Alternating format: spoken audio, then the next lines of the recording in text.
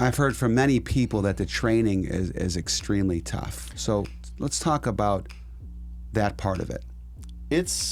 Everybody think they're in shape and they're tough until, you get slammed 100 times in 2 days in a ring. It's hard. Have you been in the ring before? I have, yeah. And there's a little give because it's metal and there's 2x6. So the 2x6 are the give, and there's a little pad, barely. And so I remember I went to Dory Funk school in Ocala for a week, and after the first day, I woke up and I couldn't get up. I was like, what happened? So warm up, and the third day was even worse. I'm like, is it gonna be like that all the time? And it was awful. It was not fun. Every little bone so it's hard. Your body has to get stronger. Your bone, your ligament, everything has to be stronger. And at one point in my career, we were doing it sometimes for 21 days in a row. Come out from the past, living in the future I created. Now, own an air minute. I'm in at a G. My NFT drop. You with that energy, stop. At all costs, I will protect funeral line the effect from the blast that I emit. I don't miss. I'm unfolding. Rise up, king. I'd rather build or destroy.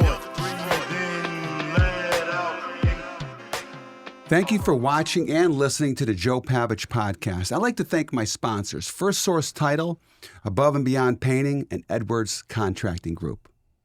You can find my show on Spotify, Apple, YouTube, iHeart, thejoepavichpodcast.com. All the links are in there as well. And I'm pretty excited today. I got a guest, Sylvain Grenier. He was a tag team champion between 2002 to 2007 with La Resistance. 4-time world tag team champ.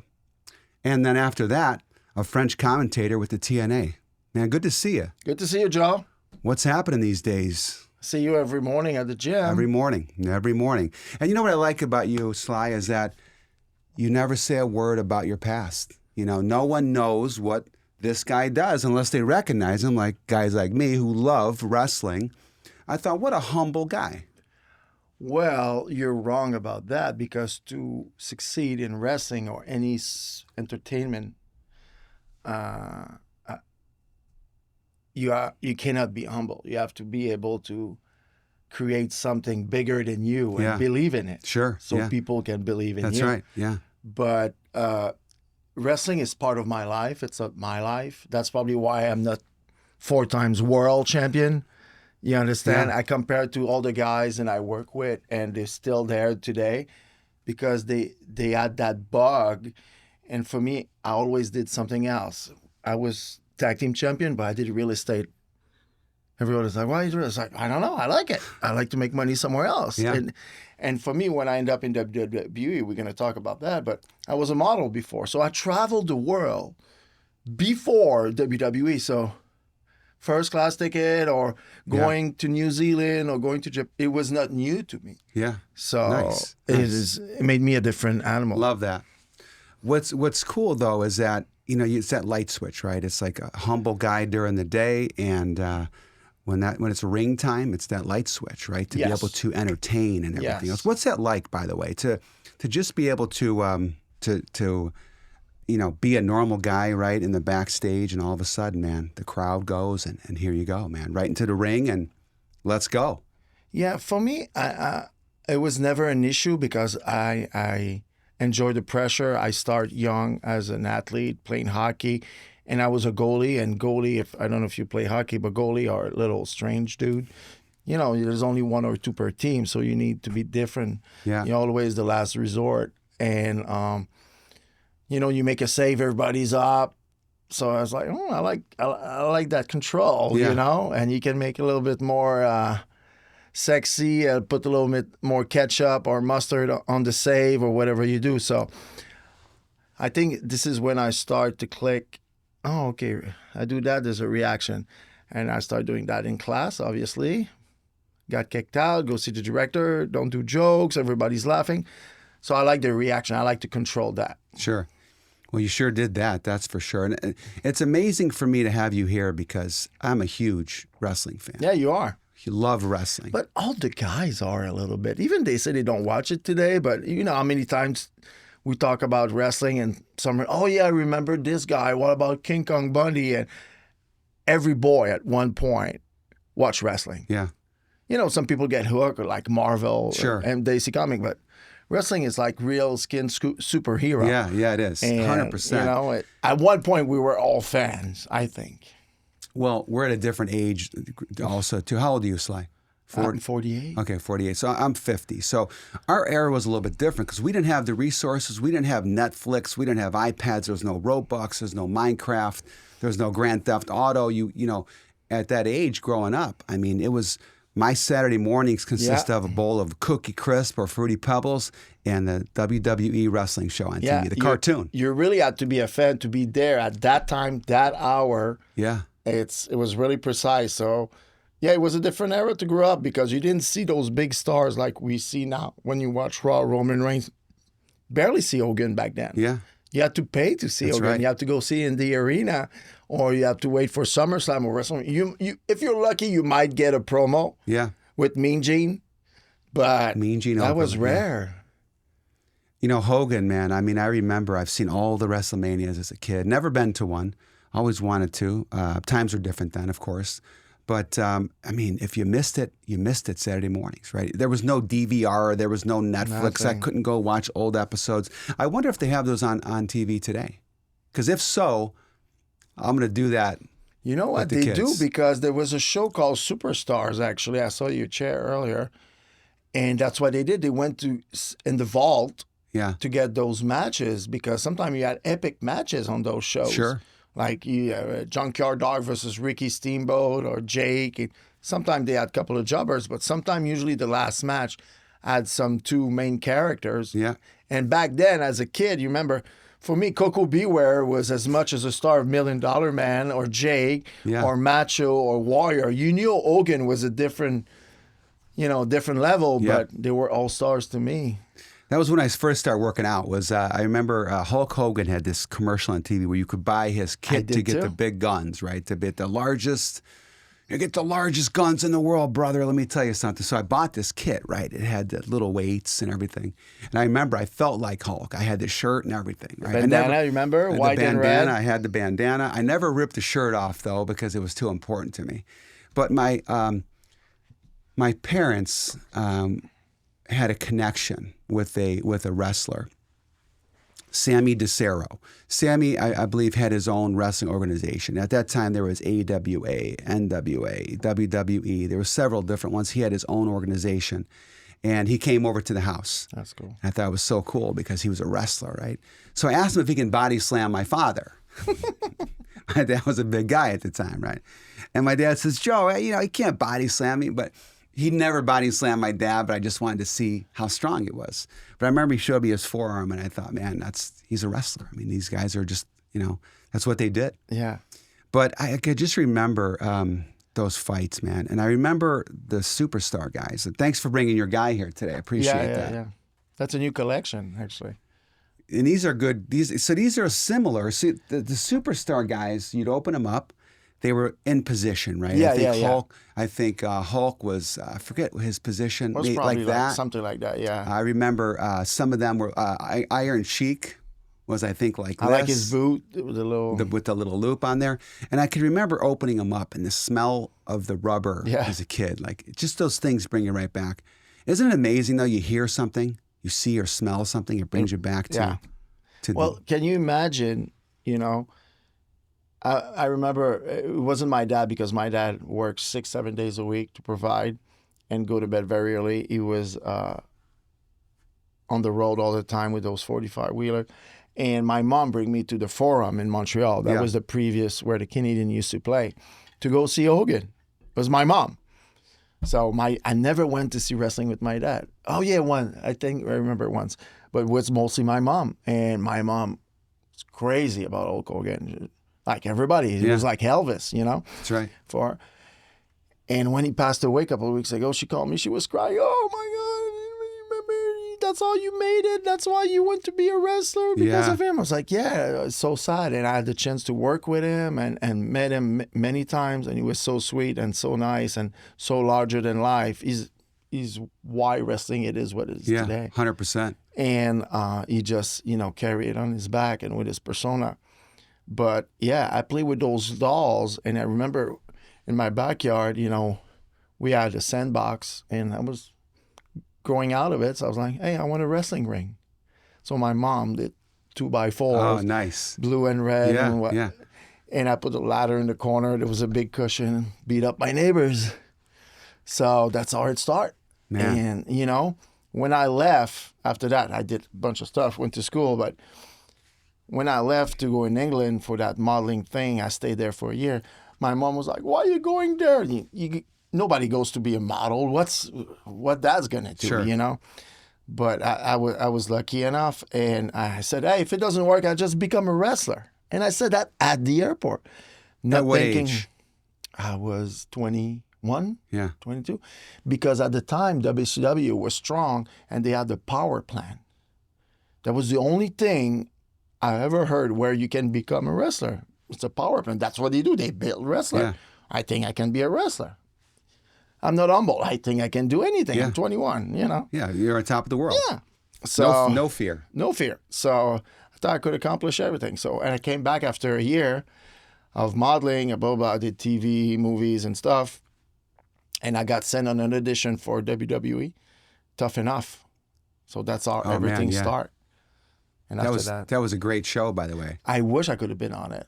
Yeah, there was several couple. And there was another show, too, with Stone Cold Steve Austin. Remember, he was the head coach of the wrestling team. He was tough. He was a tough coach, for sure. Yeah.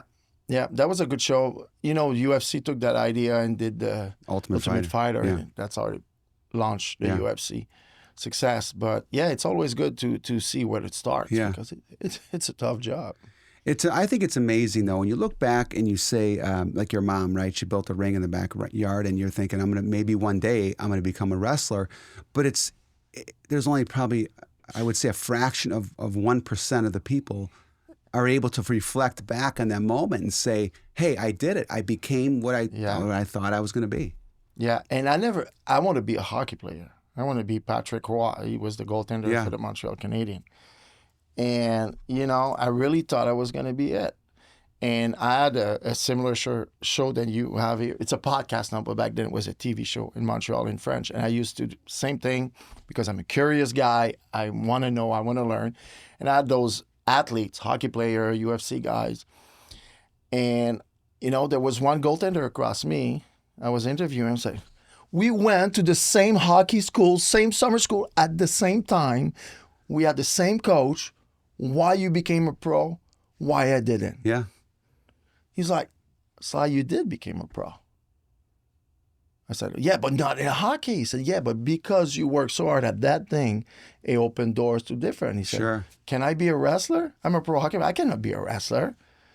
You probably can teach me a little bit, but I'm never be at that level, Sure.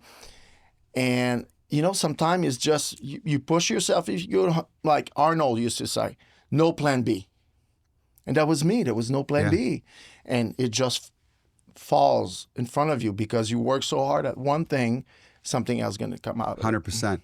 How did you feel when he told you that? Where did I messed up? Yeah. And I think it was, and my parents, I remember, because, in every city, there's politics. There's only so many teams, and especially goalie, there's one or two per teams. There's no fourth lines, and I can be on the last line, or I can be a fighter or a scorer or a deep play. You have to stop the puck. And in my area, to play the elite, the coach, his son was the goalie. So I always felt that I couldn't go further because son there. Yeah, sure. And it always bugged me. And I felt I don't like injustice. And I felt that was a big one. Mm-hmm. But, you have to live with it. I went to the under level and we won everything. Yeah. I made great friends, great memories. So And you still play hockey today, I right? still, but now I'm a forward.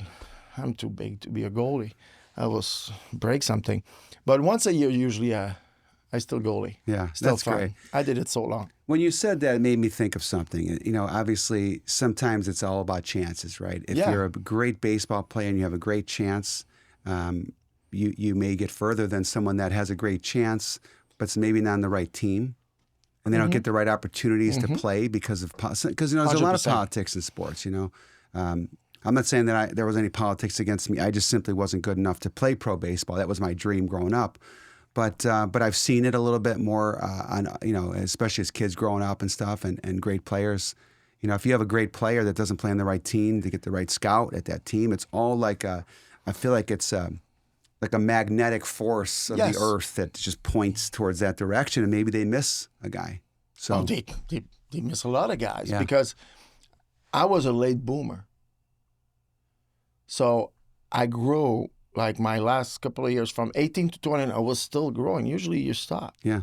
And I really hit my 6.5, not even 6'1", when I was 20 and 21. And that was my last year as junior hockey. And we beat everybody. We were so good. But I was like stronger than everybody, bigger, and I was a goalie. And so, sometimes you're just a late boomer for some reason, for genetic, and it's life. It's an interesting thing because I look at sports as the kids play, because they all play sports.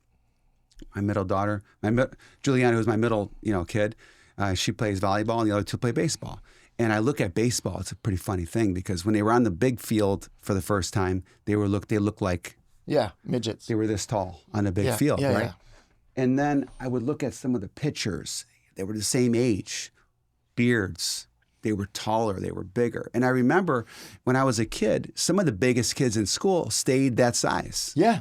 And the other, like the shorter kids, became tall. Yeah. So sometimes a parent will tell me, yeah, man, my kid's too small, I hope he grows. I'm like, hey, don't rule him out. Because I remember Dominic Tossi, who was one of the shorter kids in my class in 7th grade, is like, I'm looking up to him now. It's crazy, right? And can you imagine, because let's say you were 5'11" at the time, you play baseball or basketball, so you're going to be on the first line. You're going to be, because you're taller. Yeah. So the kid had to work twice as hard to look at the coach. Now he becomes taller. Yeah. So what paid off? Hard work. That's right. You can do nothing about genetics. No. It's going to happen or not. But I've seen it in wrestling. Why I didn't make it further? Hard work. Yeah. I didn't work hard enough. Yeah. I didn't see myself carrying the company. First I had a handicap because I was French Canadian. There was at the time a lot of racism and stuff, but that's life, Yeah. But if you're good, you raise above that. If you're that good, and I think I had all the abilities in the world, but there was some stuff there that didn't make me happy, the way they did things. But when I went back as a producer backstage, I understood everything. Yeah. I used to take so personally, oh man, I'm not on Raw this week? What the hell? And it's not about, there's 5-6 guys, and the rest we are, like the movie with Sylvester Stallone, the not Irresistible, the action movie. Let's see here. It wasn't obviously it wasn't Rambo. No. The last one. The Untouchables, not the Untouchables. Something like that. Yeah, But, it was a bunch of big names. I can be there. The show's gonna go on. I cannot be there. The show's gonna go on. But if John Cena's not there, we're in trouble. So we have a bunch of us then are surrounding the show. You need those guys to fill in. There's 2-3 hour shows. It's pay-per-view, but everybody watch for mainly the main event. We're just a little part of the act. Yeah. And we're supporting actor. Sometime, you're tag team champ, you make more money on top. You can do main event when you go overseas, some pay-per-view, if your story get good and people get into it. But there's always 5-6 guys, and the rest of us are just there.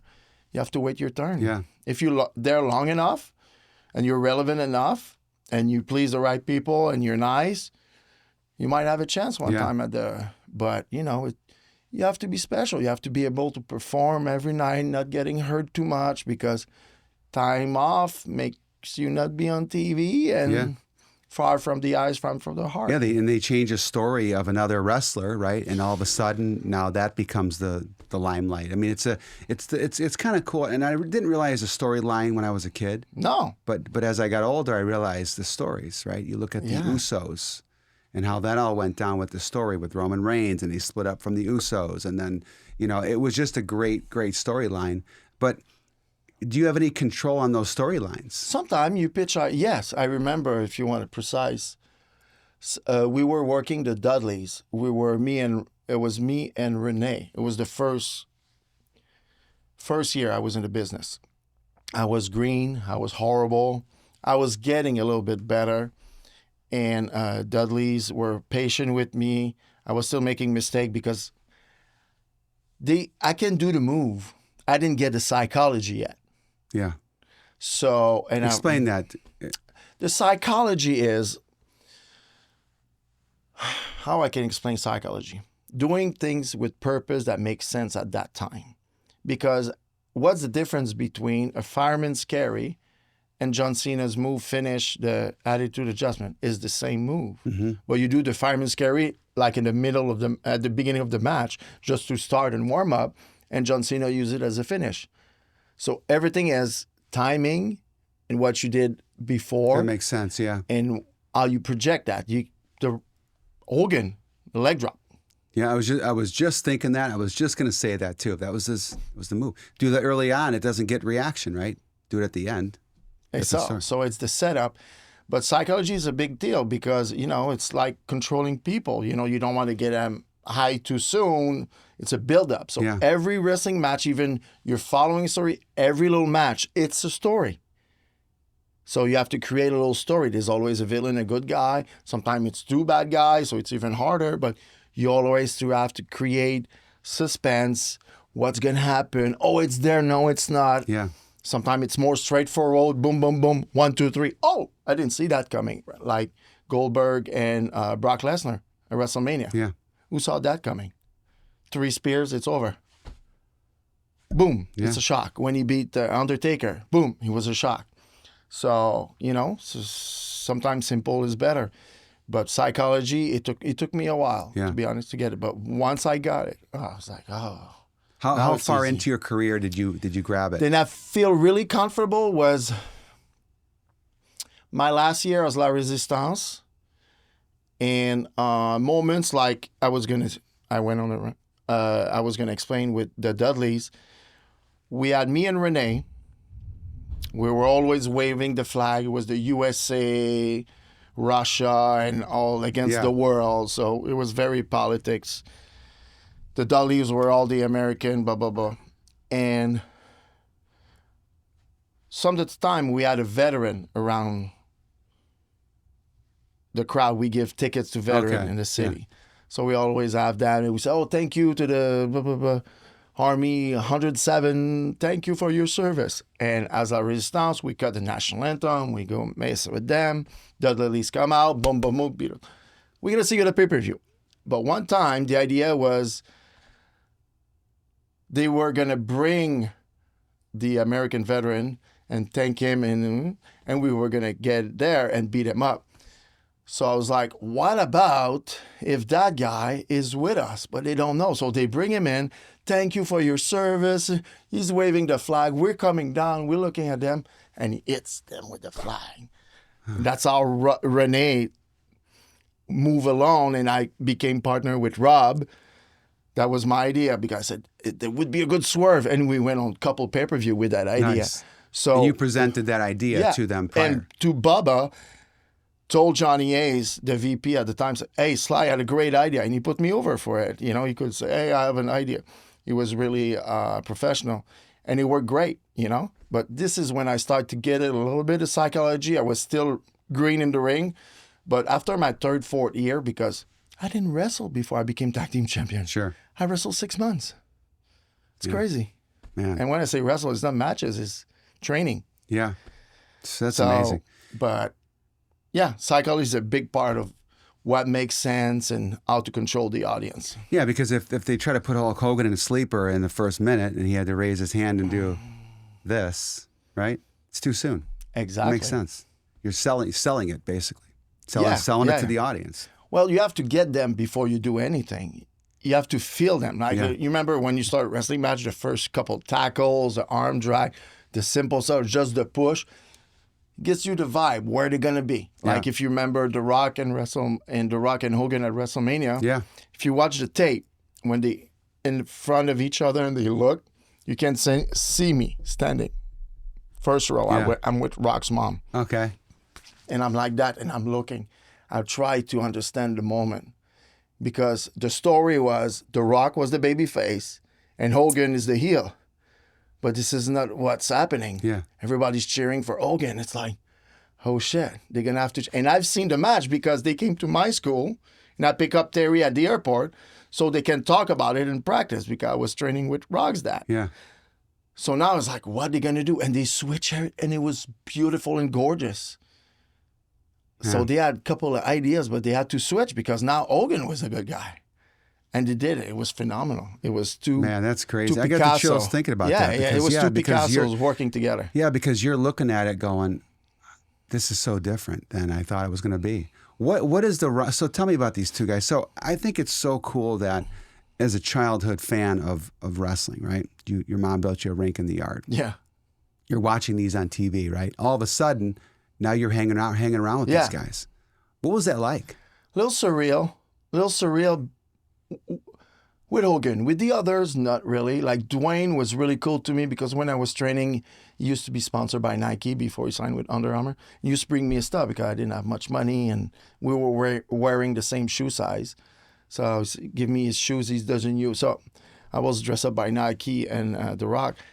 So it was really cool. We used to go to Pollo Tropical, to the gym. Very nice guy, very sweet. It was not crazy. He didn't need bodyguard at the time. Everywhere he went. Yeah. He was still famous in wrestling, but famous in wrestling how famous you are. Wrestling fan. So not everybody watches wrestling. 5 million a week. There's 350 million in the United States. So Sure. He's able to go to the gym and stuff. Now he can't. But Did you talk to him still? the last time I talked to him was his dad's funeral. Okay. Who was his father? Was it this? Rocky Johnson? Yeah, but what was his He was a wrestler. Rocky Johnson? Yeah, okay. But his whole family was in wrestling too, wasn't it? Yeah. The Samoan, Well, his dad was a wrestler. His mom was a promoter. His grandma was a promoter.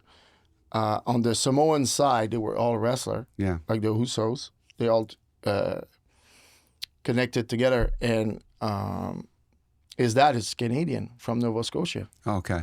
Wow. So he met his mom and they got married and they had Dwayne.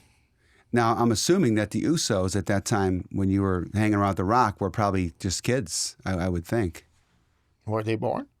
Yeah, maybe not. I don't know. No, because if you were in your 20s... when I was there, Dominic was that high. Mysterio. Oh, wow. Yeah. He was a baby. I used to go out with Charlotte. She come for SummerSlam. I think she was 18 or 19, and she had fake ID, so we used to go out and party, and she was a volleyball girl. Yeah. Or gymnastic. But now she's the queen. So guys like The Rock, I mean, what was it like? Was he a cool guy with you? Yeah. Tell me, like, and I know Hulk and Rock, you saw them practicing for the match, right? Which is completely different than the actual match, which surprised you. Yeah. But what are those guys like? I mean, what's Hulk Hogan like behind the scenes? So mellow, so relaxed. You have to think, he's one of the guys who was able to turn it off and have a real life, a real family, go on the boat. He loved the water. And some of the guys are not able to switch off. So that's why it was probably so successful, because he had his character. He always called it Hulkamania, Hulk, and it was two different person. And I think The Rock was able to do that as well. That's why the Rock. So it's not Dwayne talking, it's The Rock. So if you're able to split both, I think you can be very successful and have a long, healthy career, because there's a dark side to success. But I'm watching right now on Netflix the America's Team, Cowboys Dallas, the Dynasty and everything. Great moment, but big drama too. Yeah. When the success, not everybody can handle success the same way. Sure. When you see wrestlers in the background wrestling, practicing for a match, do you ever see them wrestling like for real to see maybe? There's no bumps. Okay. Maybe you're going to have steps, climb maybe the top rope to see, okay, I will like crazy stuff where they plan, where they have a table ladder and match, something like that. But just a regular match, you never. Yeah. I'm just curious if you see a little ego going on, who's tougher, who's actually tougher in real life. Everybody knows. Yeah. You don't need any match. In the locker room, things can happen over the course of a career, and everybody knows who's strong because we're all in the same ring. At one point, we all picked up each other, and sometime we're going to have arm wrestling contests just to make sure everybody understand. But people know because you can feel the grip of the other guy. You know he can fuck you up or not. Yeah. Who was one of the strongest wrestlers in there? At The my one that you time. would not want to have to fight. For me, I would not like to fight Steve Blackman in my days because he's probably a sick animal and he came from the UFC. Brock is a beast. But Brock, I think fighting-wise, he learned how to fight. I don't think he was a fighter. Yeah. He was a great wrestler, but fighting... But a strong animals, Bobby Lashley was really strong. John, obviously, technically crazy, strong. Show, Paul, Yeah. fucking giant, Yeah. Beast, right? beast. But no, and in my days, I was a really strong guy because I remember Rosie. You remember Rosie? God bless his heart. Hurricane and Rosie, they had the tag team. And he was 4 something. And I remember me and Rob, we used to do the heart attack. The heart attack used to be Brett's move with Anvil. And you have to pick up the guy like a spine buster, and my partner coming with the clothesline. And I said, oh, we can do the heart attack with you, Rosie. He said, Vince doesn't like when people pick me up. And he said, you can pick me up. I said, Rosie, I can't. He said, okay, let's try. And we did it outside the ring. And I hold him. He was like, oh, shit. Okay, we can do it. And he let me do it. How heavy was he? I was so strong, Joe. Yeah.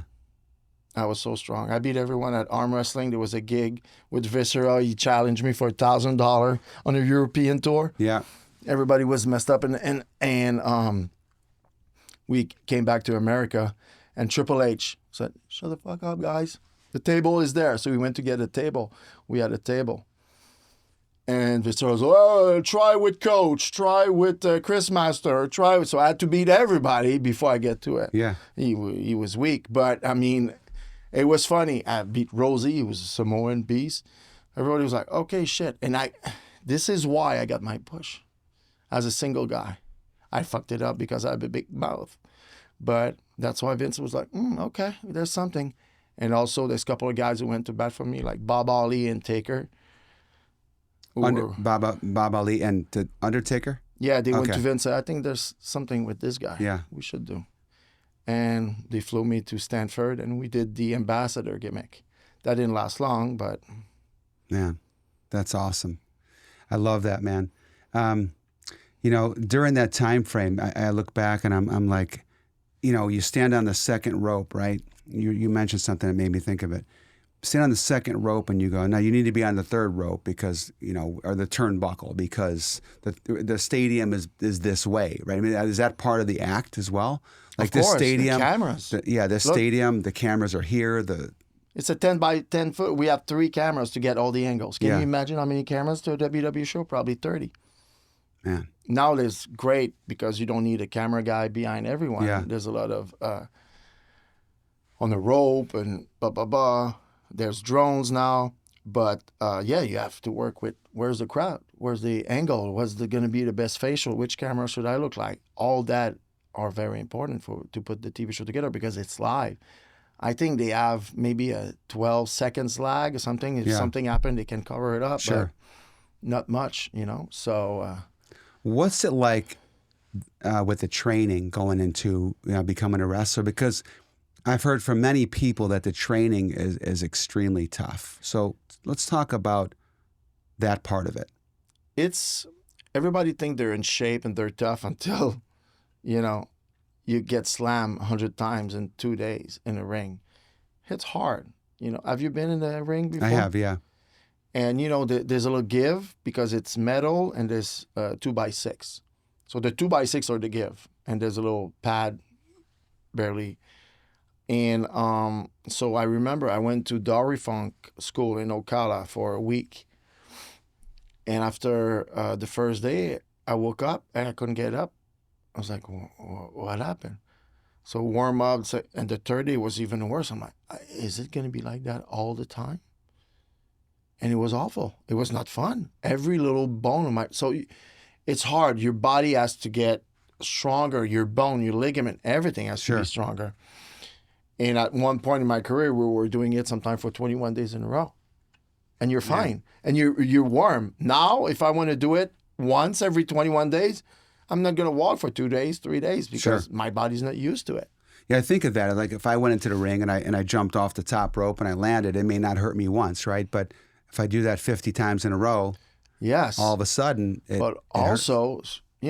If you have a guy 250 pounds jumping on you from the ropes, it's not at the right angle. You're not always falling perfect. And there's so many moving pieces.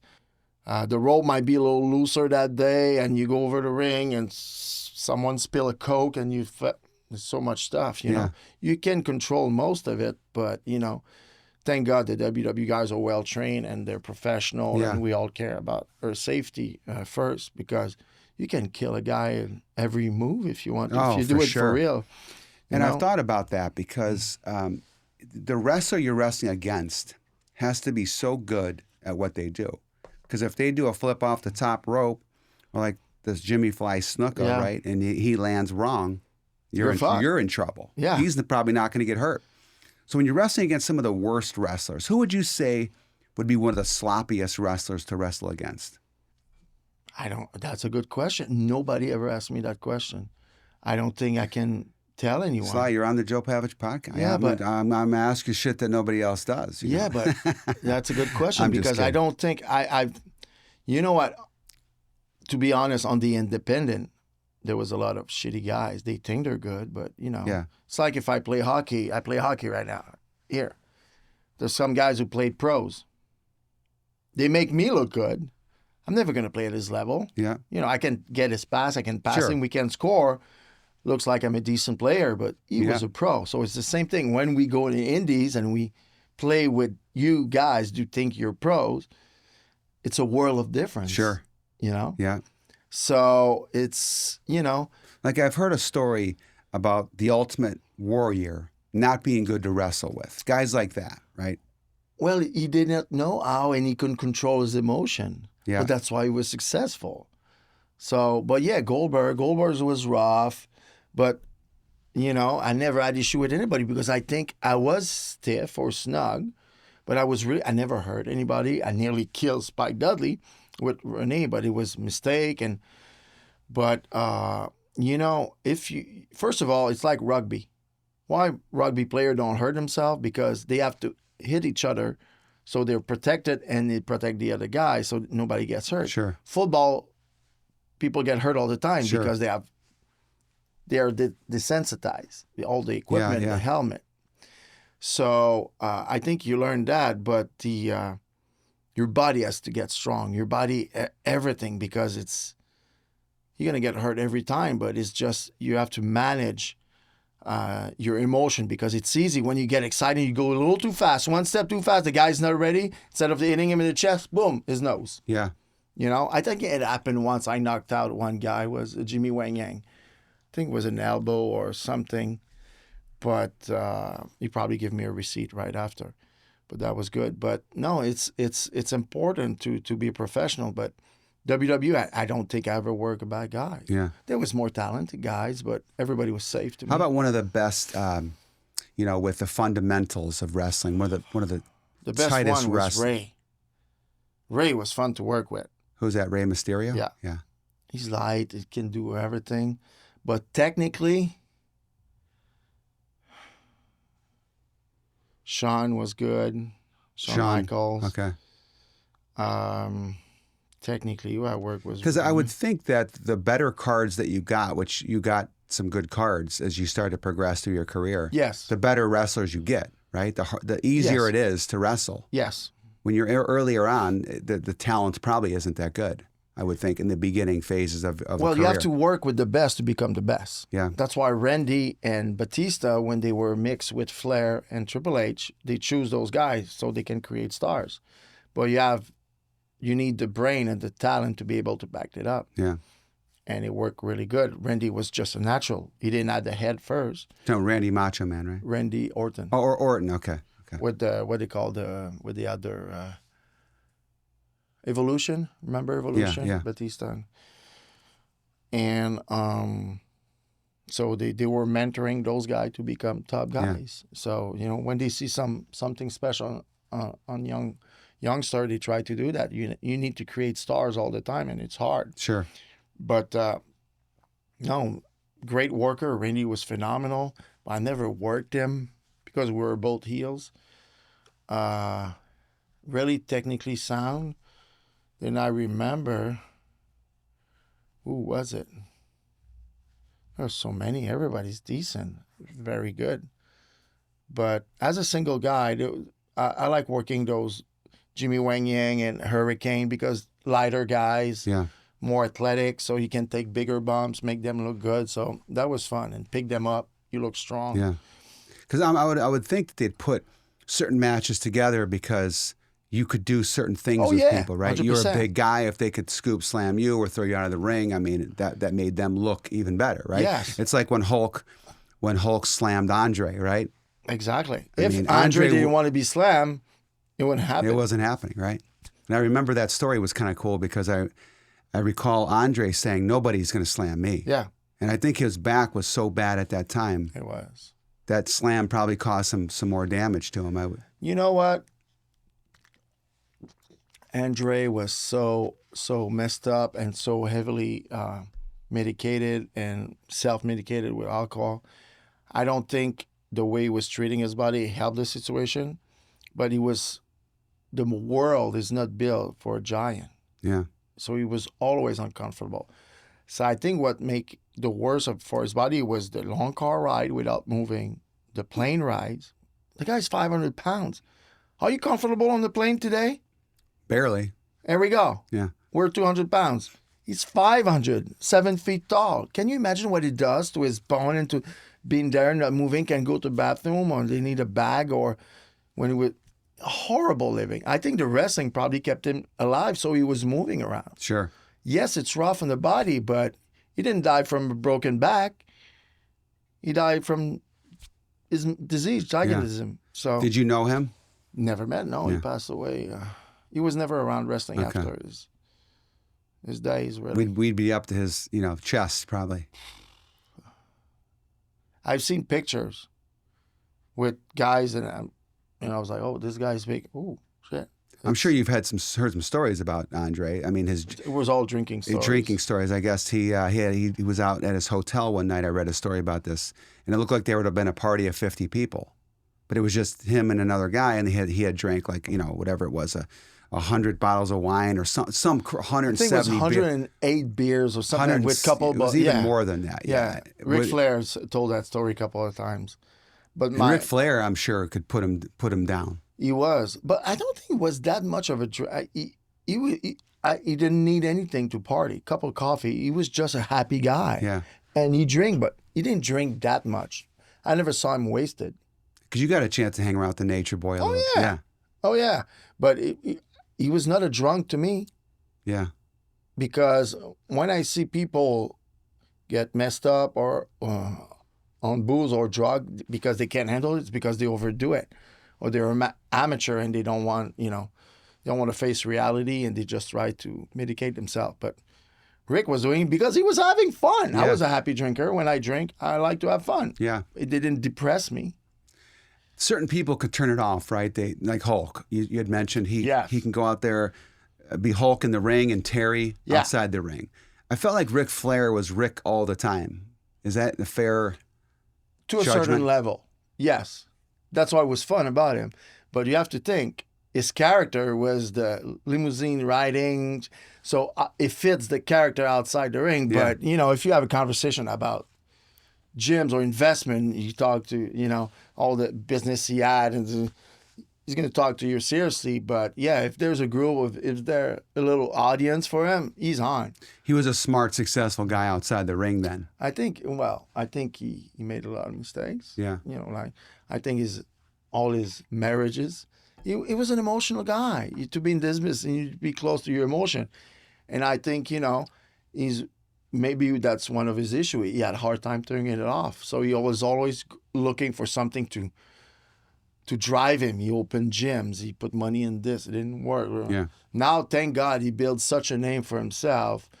Then company give him money just to sponsor, so he doesn't Put his have name to. on it, yeah. Yeah, so I'm glad he's okay. But there's so many stories where he tell, "Oh, Vince helped me because he had 9 divorces and paid child support." But he was such a nice man. He was very generous with the young and very caring. And how many times he bought me dinner? So good man all around. But yeah, he was a happy drinker. He was fun on the road. Now, some of these top names, are these names in your phone where you could just pick up the phone and Not and this call, one, my older phone. Call Ric Flair. Hey, what's up, Rick? Yeah, still have Vince. I still have Yeah. those guys. I remember when the story came out of Vince or some guys, I send them a little text. I get a short answer. Yeah. Yeah. We live something so special. It's like when, again, you watch a documentary about a team winning a championship, or the emotion is so high and you're bounded for life. You did something so extraordinary Yeah. that everybody wants to do. Every athlete in the world would like to be a wrestler because it looks cool, it looks fun, and you're still in sport. Is it safer? We'll see in 10 years or 15 years when they look at my brain. But it's playing, it's theater, it's movie, it's entertainment. It's all mixed together, and that's why so many NFL player or singers or rapper, they try to cross over because it's all of that mixed together. It's a great place. I've been to many, many wrestling events. I mentioned my son Jake loves wrestling. And I think it's kind of cool that you almost have the volume button for the crowd. Yeah, well, you have to. You have to, because especially as a heel, you control the match. You're the one who's saying, hey, we're going to do this. Okay, wait for this. Take your time. Stay down. Don't move. Let him come. Yeah. And you speak like that because it's so loud they cannot hear you. And you'd be able to talk to your opponent during the match. All the time. Yeah. Oh, let's go over there. Look at that blonde. Let's go see. Knock him up over the rope. Oh, look. Give me a chop. Yeah. Boom. Nice. Nice. On TV, you can do that, but on a house great. show. On the house show, you can. But the control of the crowd is something addicting, though. Yeah. Because after that, you think you can control everything, and it's not. But is it hard after wrestling to not hear the crowd anymore? Was it hard to adapt to that? For me, no. Because I had those highs when I was doing TV commercial or movies, not big movies, but, third role or some. Yeah. And when you go to the premiere, you get that aura. Yeah. When you do a casting or shoot, people bring you stuff. You feel like a star. You got the umbrella service that we can get today. You get a car service. But all those attention, if you cannot manage them, it gets to your head. And you think, you're a real superstar. Sure. It's a show. Come down. It's a plastic belt, But for me, I was able to turn it off. A lot of guys had issue, and they always try to get a high that you get from the crowd because it's such a great, phenomenal high. When you start feeling it, you remember The Rock when he does this goosebump thing? Yeah.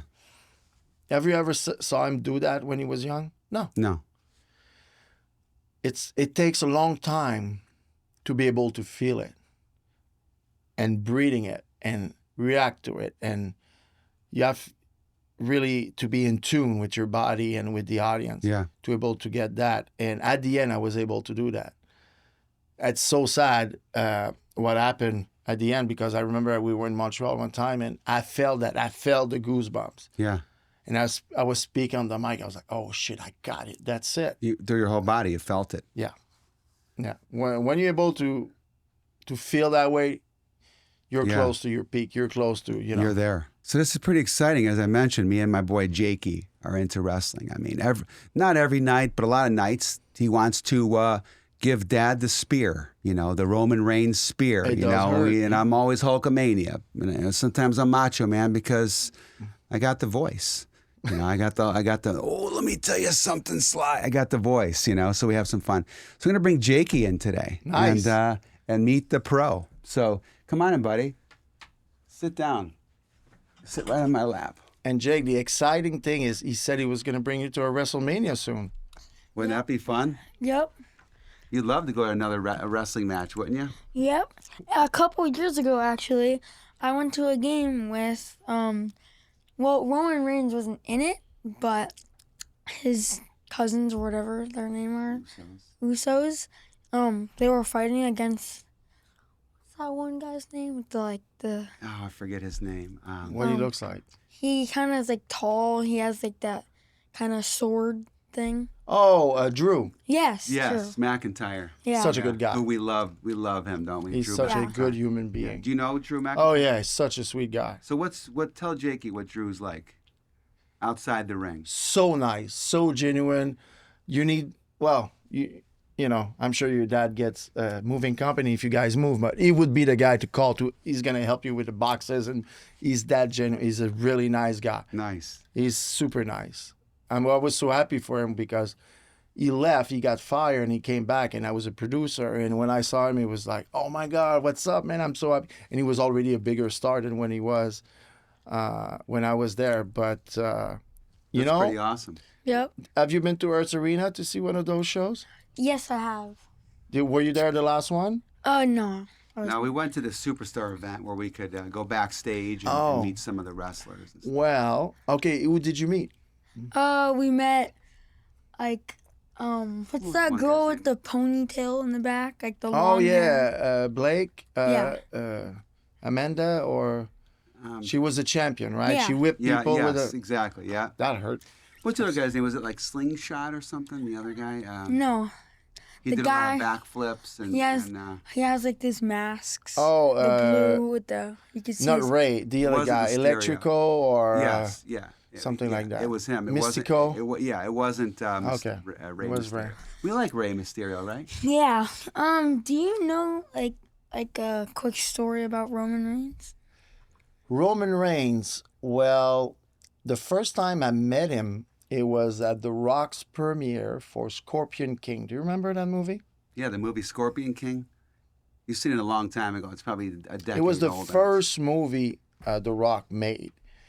And I remember I was training with Rock's dad, who trained me for a wrestler.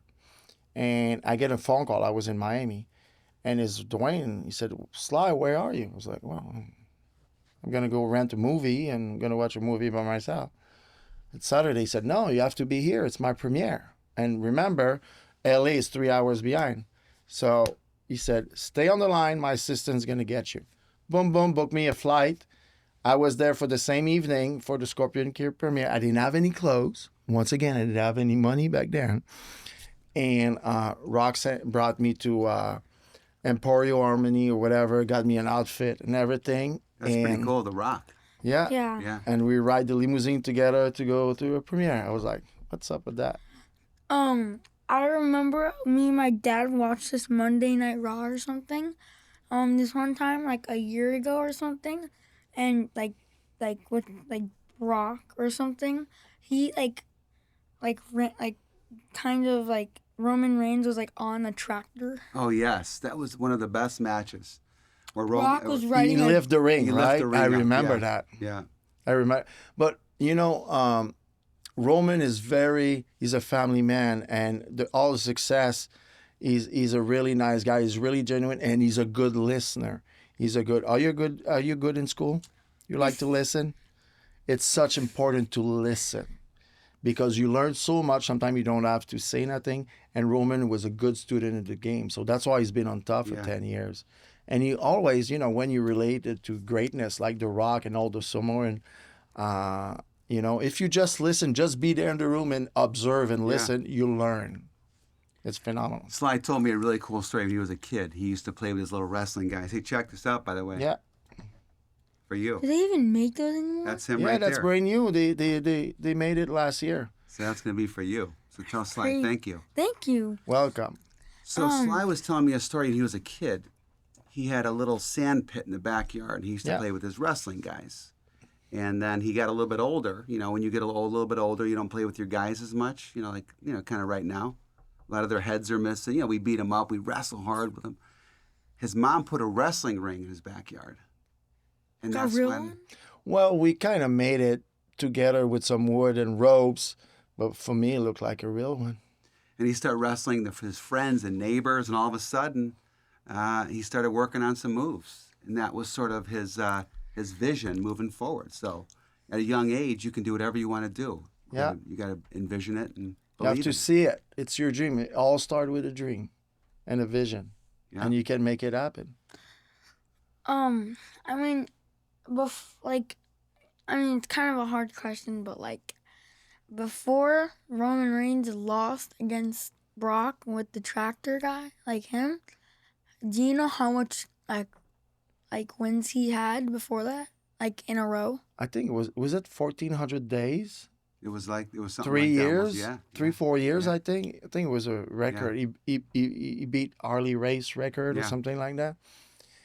Yeah, he's going to be one of the greatest in history. Yeah. Because, you know, and you saw him change over the years because they tried to push him so hard at the beginning and people were not ready for him. And he Yeah. wasn't ready for him. And he changed his verbiage, he changed his posture, Sure. changed his demeanor. And now he's, you know, he's right there with Hulk, with John, with The Rock. Yeah. And, you know, he's going to be on the Mount Rushmore. Pretty awesome. The Mount Rushmore of wrestlers. Right now, who's your favorite? I mean, Is that Roman still? Roman, but what's that one guy? He's kind of like bigger. He's really strong. He can like push over a bus or something. Oh, And- Braun Strowman? Yes. Braun Braun, Strowman. That's my Braun is favorite. strong. Yeah. Yeah. Braun Strowman's awesome, isn't he? Do you know Braun Strowman? Yeah, Yeah. very cool guy. So tell him a quick Braun Strowman story, and then we'll... Well, I used to work out and he used to think that I was strong. And one day, it was me, Goldberg, and Braun, because Braun signed a contract long time ago with us. He was a strongman, was doing strongman competition. Yeah. He was just doing little appearance and stuff. He was trying to learn the business. And we went to the gym. And I remember me and Goldberg were doing a couple of weights, let's say 75, 100 pounds. And Braun took the 200 and we're doing curls with it. Wow. And the curls is this. You're not supposed to do that. It's unhuman. He was just freaky strong. That's pretty Crazy, awesome. crazy. So imagine when he got you and he hit you there, you can fly. He's one of the strongest ever. That's a pretty cool story, huh? Braun That's Strowman. pretty- We like Braun Strowman. Well, your dad does that to the gym too, because I saw him look at the 200. Yeah, I can curl those. You know, your dad's the strongest guy in the world, always, right? Isn't that the way it goes? Yeah. Well, tell Sly thank you so much for just chatting with you. You get to meet a legend right here. I'm not a legend, but I can introduce you to one. Next time they come to Estero, I bring you backstage. Wow, how fun would that be? The last time I did that with one of my friend's son, he met, I think I'll show you the picture. The last time we went, what was that? Was that a year ago? When they came? Oh yeah, you showed me. Yeah.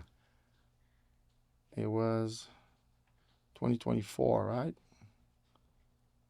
It was, yeah, because Cody was champ.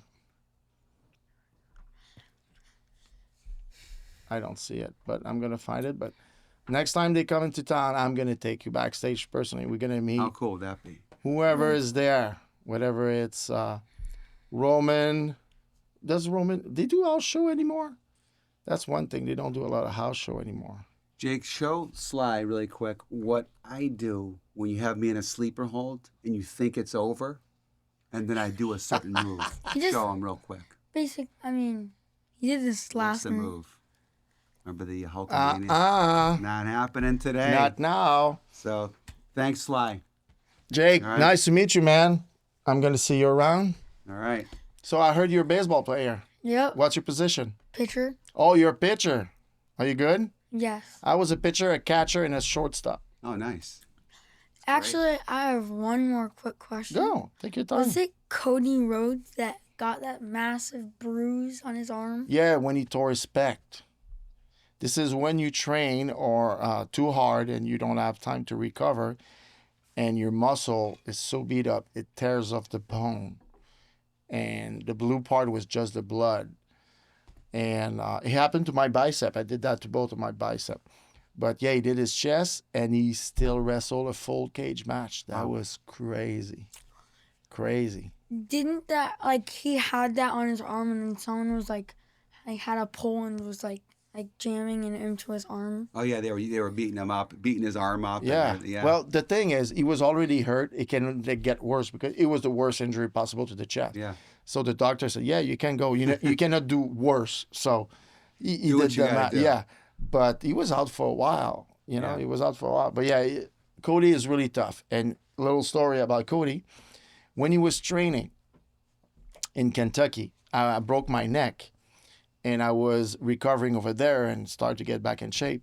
And I was his first match back. I was in one of his first match when he started wrestling for WWE. It was called OVW. It's him and Sean Spears, who's on ROH or the 10. Okay. What's his Perfect 10? That's his name of the wrestler, Sean Spear. And we did a match with him in La Resistance. That was fun. I remember he told me after, I said, Sly, I can hear everything he's saying there. It was so magical for him. But he was the son of the plumber and the world champion, Dusty Rhodes. So he was That's pretty cool. destined Dusty to Rhodes. greatness. But he was part of the Four Horsemen, wasn't he? Dusty Rhodes, the father. I think they put him in, but Back in the he was not AWA really era, the yeah. Four Horsemen. I think they put him in as an angle, Yeah. like the NWO at 20,000 guys at one point. But Dusty was great. That's He was a awesome. nice guy. When did you stop wrestling? Good question. Your dad didn't ask me that. Well, in 2009, I got pushed a couple of times as a single wrestler. And there's something called politics backstage. It probably happened at school. Some people, sometimes they're nice to you, sometimes they're not nice to you. And you don't enjoy being with them. So I try to separate myself from that those relationship. And I made some bad decisions, some bad choice. Sometimes I didn't listen to what the coach were saying or the boss were saying, and I got reprimanded. And they decided to put me on the side. They didn't accept it. And when they put me back on, Renee, my partner, came back. They put me together, and we did ECW. Remember ECW? Yeah. They restart ECW. So we were supposed to go there, become champion again. We had a great storyline. And the next day, he got fired because he got messed up on the plane. He was not nice on the plane. So they fired him. So I got stuck, sent home again, 6 months. I was like, I cannot, let me do something else. So they released me, and I was supposed to go to Japan to wrestle over there. But I didn't want to wrestle. I've done it for 10 years in a row. I was burned out. Yeah. I didn't like wrestling anymore. Do you believe that? And I was a fan. Hard to believe, after It's like if that you play long. baseball for so many days in a row, after a while, it's like, can I go play something else or just not do nothing? Yeah. So I was fed up about wrestling. And I fell in love with, do you know TNA Wrestling? It's No. another company. It's a smaller company. They have a TV show. And a bunch of the wrestlers from WWE are with TNA. And I did the commentary for TNA for 10 years after WWE. And I still wrestle on the side once in a while. But I fell in love with doing what we're doing, just talking. It's easier on my body. But the But commentators would be on the side of the stage, where people get thrown off the top rope onto the desk with all the equipment. we You know, call you've it seen that color a couple commentary. times. We try to make the action more vibrant and more real with our words. But that's why I stopped, and I never missed it since. So Yeah. Good. I had good times, though. That's a good story. I had good times. Well, awesome, Jake. Thanks Thank you for stopping coming by. in, buddy. Love you. So what's it like, Sly, as being in a tag team, right? You get a couple different personalities. It's like me. If I would have a real estate partner, it's tough because I have a direction. I like to hit the gas, right? My partner may not want to hit the gas. I may leave him behind a little bit, or he may leave me behind, and it just may not work. Is it tough to be a tag team partner? Good question. Yes, it is tough because you need to learn how to share. And it's hard to share a spotlight in entertainment because you want to be the one. And in tag team, you're never the one. Yeah. It's always shared. And people, most of the time, they cannot make the difference. Especially in our case, me, Renee, and Rob were kind of look the same, similar height, and So if you don't pay attention, you don't really remember. You remember the Killer Bees? Oh, yeah. What's yeah, their of name? course. Exactly. Don't know. Exactly. Yeah. So most of the people remember La Resistance, the French guy with the flag. They can't say their name? Not really. But especially the fact that we had two guys first. I broke my neck. Rob replaced me for 6 months. Came back from neck injury. They sent Renee to SmackDown to be solo, and La Resistance become me and Rob. And we were really more successful, me and Rob. But yeah, you always have to share. But that's a good thing when you're young and, I was going to say stupid, but mostly inexperienced like me. You can learn because the two guys I was with, they were really technically, they were good in the ring. Yeah. So I learned a lot from Rob. Renee was too young because he was a teenager, so he didn't want to teach me. Sure. But Rob was really good. He was a good mentor, and I grew a lot with Rob, and we had a lot of fun on the road. So that's important too because you're stuck together. Of course, yeah. So was it tough because when you and Rob became partners, Renee was no longer a partner with you? Was there any bitterness between? Oh the yeah, three? I hate his guts, and he hated mine. First of all, the kid could not rent a car. He was 17 or 18. It's 21 to rent a car in the United States. So I had to do babysitting. Yeah. And he was a drug addict. Yeah. I couldn't stand the guy. Is he around today? He's actually, I'm glad he's in rehab in Tampa right now. I just found that out from a WWE friend, Nora, who texted me. She said, yeah, Renee, so I'm going to try to go see him actually next week. And he always tried to work with those demons. Some people have it. They get hooked. He's been in business so young. He never worked at a Subway. He never cut grass. The only thing he did since he's 13 is wrestle. Yeah. So, when his dream of WWE or any other promotion stopped with COVID and everything, it was hard for him. Yeah. And his dad passed. And, some people have more ease to get out of sad moment or, grief, and he had a hard time. His demons came back. But I'm glad he took care of. Yeah, that's good. Now he's in rehab, so hopefully he's going to come out and be done with this. But me and Renee at those years, he was a stupid kid. He didn't know shit. Yeah. He didn't know how world worked. He didn't know how to book a plane ticket, how to change your plane he didn't know that. So he had to do everything. And and he was not fun. He was a miserable motherfucker around. Yeah. So because most of the time he was high or he was in need, and so those 6 months were really rough. When me and Rob got together, wow, the fun we had. We can go out, party, eat. More like each other, for sure. You could do whatever you want to do. Yeah, and became good friends. And Rob knew he needed me because I was La Resistance. I'm the French dude. He's American from Indiana. Yeah. And I need him because he's so good. So we make money with each other. And, Rob, they tried to give him a chance before with WWE. It never worked. They tried to give him character. So he found a character and he rolled with it. They put him in single. It didn't work like me. It didn't work as single. But, he was good. And we have a great time on the road. Yeah. And, be a tag team, you're married. So it's the same thing as a marriage. Speaking of tag team, growing up, one of my favorite tag team champs, I don't know about champs, but Hawk and Animal. Yeah. Of course, they were beasts. They were fun to watch, man. They had the signature move, right? That was brutal. They would grab you up and they'd come over the top with a clothesline. They were good, man.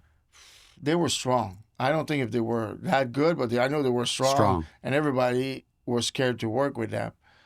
But I worked with Animal a lot because he came back when I was there, and they put him as a tag team with Adenreich. Okay. I don't know if you remember him. No. So his name is Joe. He passed away since then, but Joe was Animal, and he was still strong, fun, but he was snug. That's the way he was working, and they were larger than life character with hockey pad and the spike. With the spikes. Remember and everything. Demolition? Oh yeah. Same thing, larger than life guys. They were so fun. dominant. So you broke your neck. I mean, injuries, I think about that, right? Early in your career, you start to get that chance, right? All of a sudden, an injury comes up. You got a big match coming up. I mean, powering through injuries and things. What's it like, managing injuries and success? Well, that's the thing with wrestling. If you don't work, you don't get paid. Yeah. So thank God my body was solid. So I never really got injured. Yeah, I tear my bicep, but that's something you can. But the worst was the neck. And it was like 4 months after I debuted. And we were tag champ. And I didn't know it was broken. I just know I was in pain. I didn't feel right. And because you're a rookie, you're not allowed to go see the trainer. You're not allowed to get ice. You're not allowed to get massage. You're not allowed to do anything because you're a rookie. That stupid mindset. I was like, what you guys thought? I'm an athlete. I need treatment. But no, you have to be tough. So I remember I discovered my neck was broken. We were in Madison Square Garden. And the doctor's office was so far from all the other offices. So I was able to go there without bothering anybody. And I said, hey, doc, come here. My neck is... And the doc, I swear, he just put his thumb. He said, oh, your neck is broken.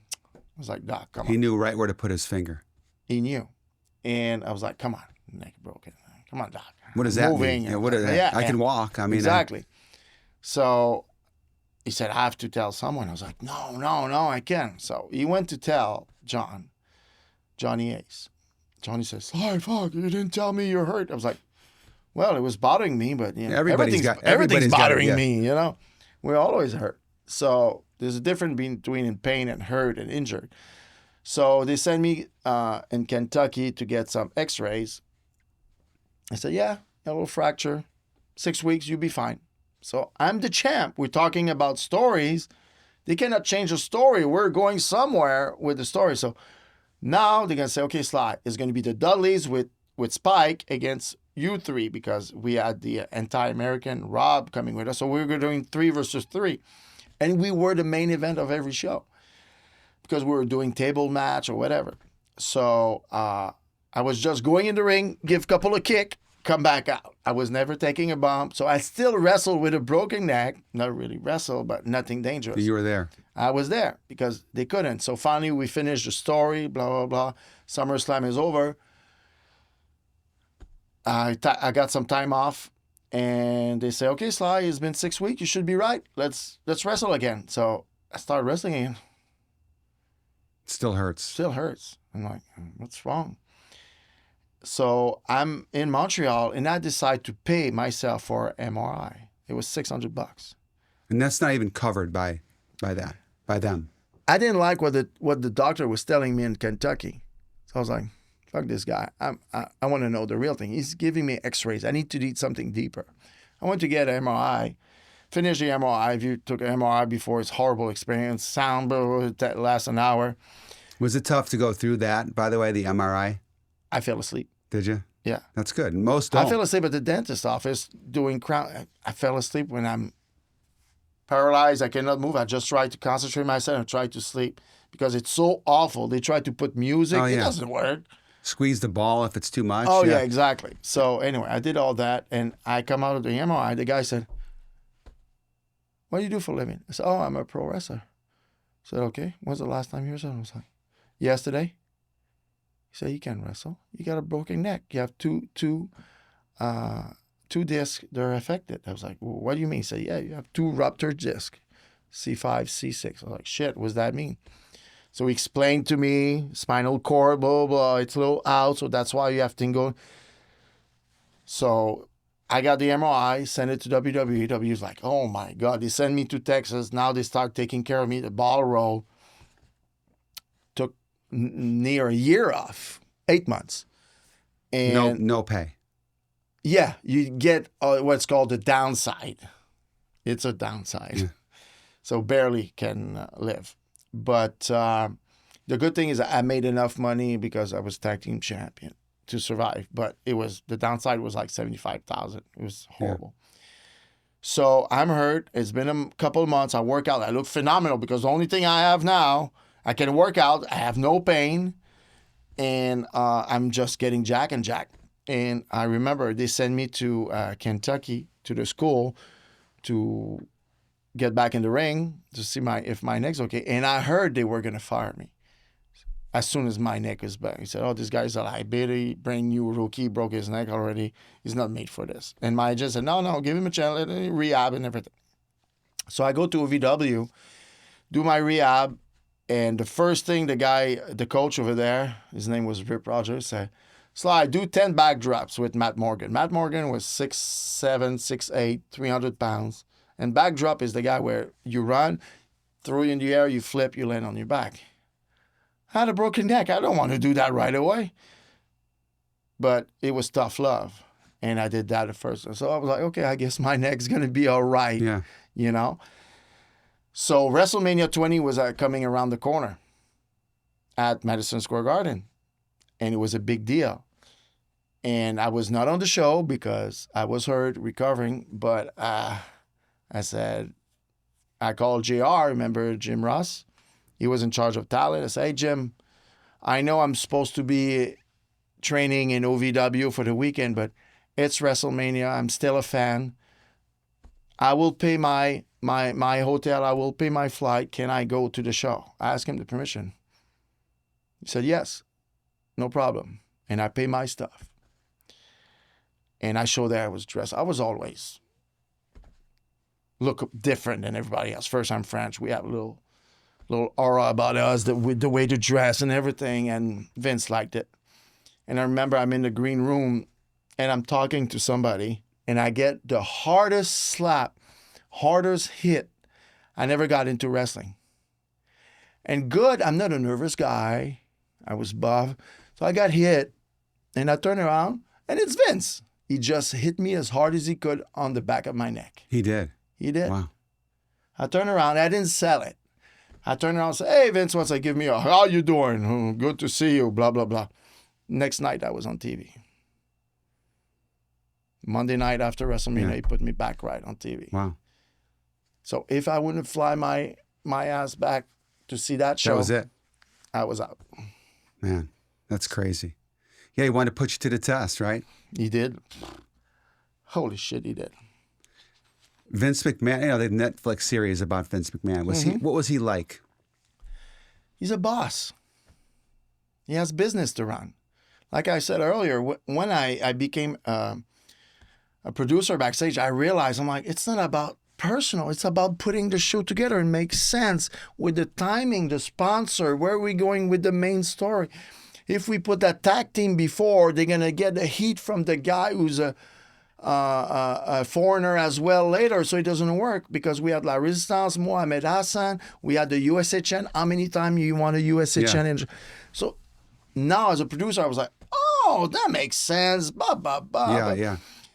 But back then I was like, why I'm not on the show? Well, you don't fit today. Maybe next week.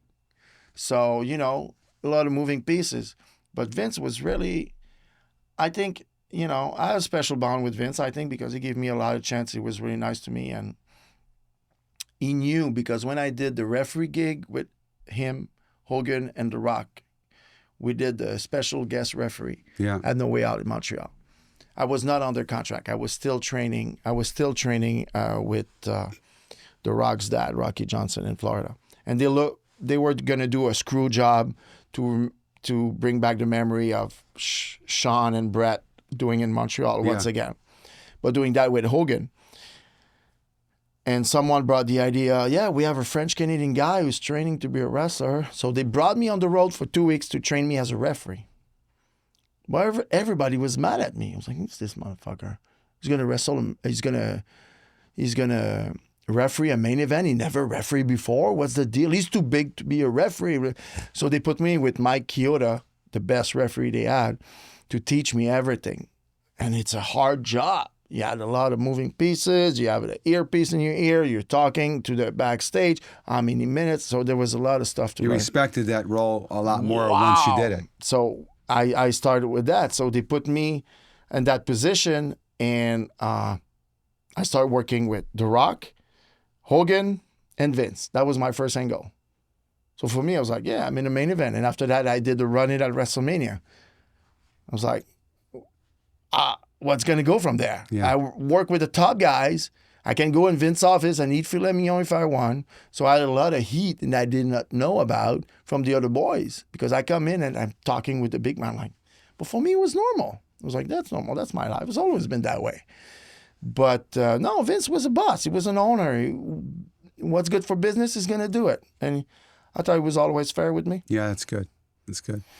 One of the things I think of with wrestling is all the demons, right? There's been a lot of great shows that take a deep dive into it. I think Beyond the Mat was one. The Wrestler was another.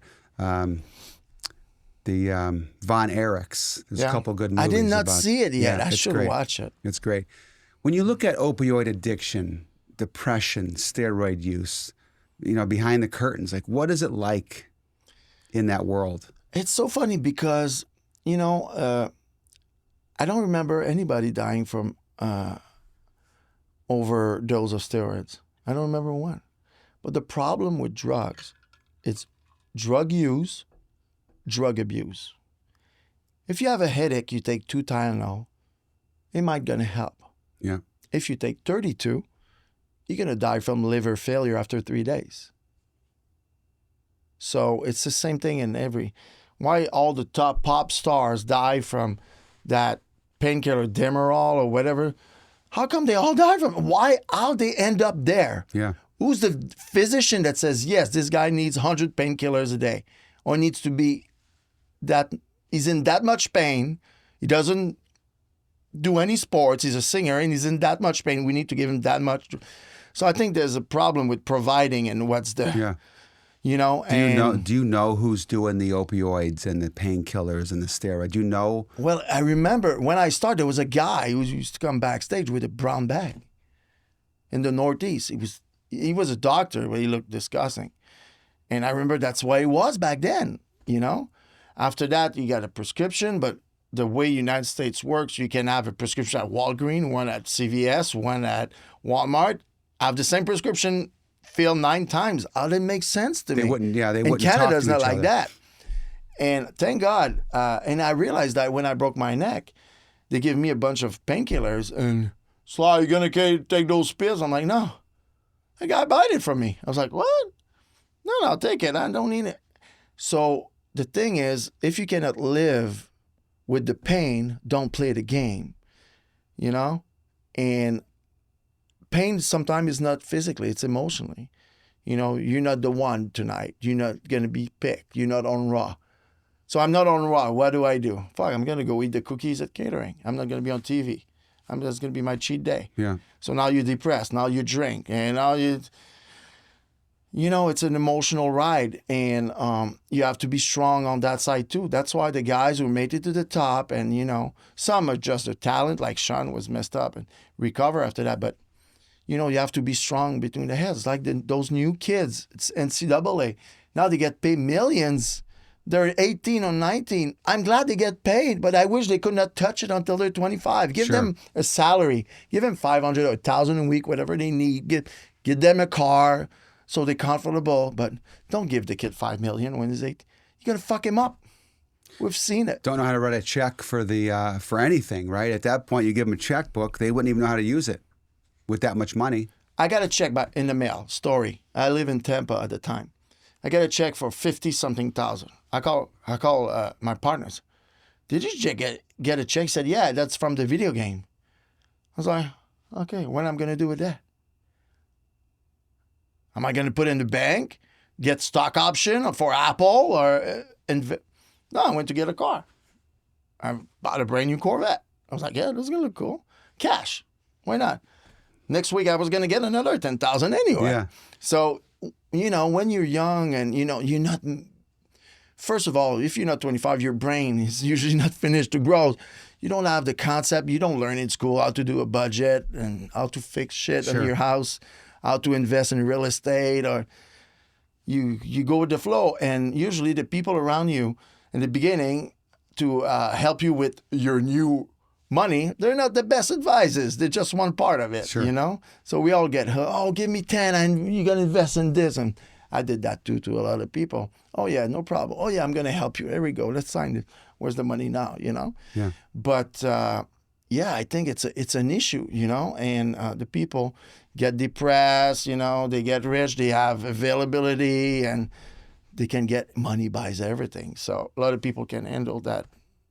I know in sports it's a big thing, right? The one person got a Porsche, so I'm going to get a Porsche GT3, right? I got a Porsche GT3, and then another player might go, I want to get a GT2. I'm going to get a Lamborghini. Is there that going on in the wrestling world? Yes. I think around some of the boys, yes. But I was not at that level of money. When I bought the car, I'm not into a car that much. I bought that Corvette. I tried it hard once. Like, okay, that's too fast. And a year later, I was selling it by a towel. I like to be comfy. So, but yeah, people, I remember when watches got the biggest Rolex. So I bought myself a Rolex. I bought myself, what's the other one? The U-Bolt. Hublot? No, the other one. Anyway. Omega. The yellow one, Breitling. Breitling, okay. I played that game a little bit. But I was like, for me, it was, I like to go out. I like to party. I like to meet girls. That was my deal. And, you can have the nicest car, but if you're ugly, I was good looking. So I was using that. So that was I used to say, I remember Tyson Tonko. I said, bro, you're just tall and you got tattoos. And he used to laugh because he was a bouncer for Limp Bizkit. He can kill anybody if he wants. And I was making fun of him. I was not bullying, but just making fun. Like, you're just tall. Come on. Because I was so confident in my abilities and so I could sell everything and sell myself. So every time I was going out, it was a challenge.